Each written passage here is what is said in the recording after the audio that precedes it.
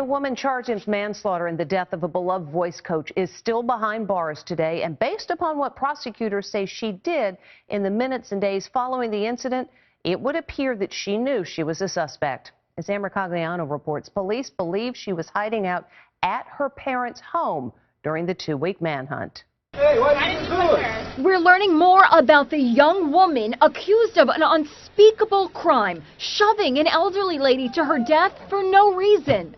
Police say 6 minutes after the unprovoked attack, the suspect, 26-year-old Lauren Pazienza, walked back to the scene and watched an ambulance take away the elderly woman, 87-year-old Barbara Gustern, a renowned singing coach. The suspect's high-powered lawyer, Arthur Aidala, spoke to reporters after her arraignment and previewed what may be her defense.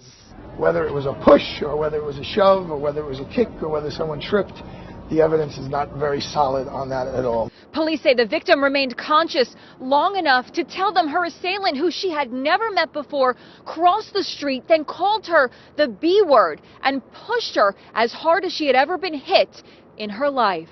Authorities say Pazienza and her fiance, who works for Microsoft, got into the subway at Penn Station. They transferred at Times Square and then took the train to their apartment in Queens, leaving a digital trail with the fiance's Metro card. Pazienza allegedly spent the next few hours taking down all her social media and photos, including the website for her June wedding.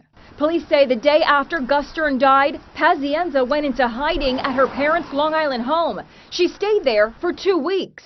Meanwhile, she must have known that police were on her tail. They released video of her at the crime scene and plastered wanted posters across the city. On Monday, 2 people who knew her well called in the tip. Detectives went to her parents' home. Her father reportedly told them she wasn't there, but wouldn't let them search the house. The next day, she knew it was over, and she turned herself in. Her parents had nothing to say when they left the arraignment. Could they face charges? If they knew that Lauren was evading the police and that they were preventing law enforcement from effectuating an arrest, I would imagine they'd be charged with what's called obstruction of governmental administration. Pazienza will have her next court date on Friday. Her attorney says she'll plead not guilty. She faces up to 25 years in prison if convicted.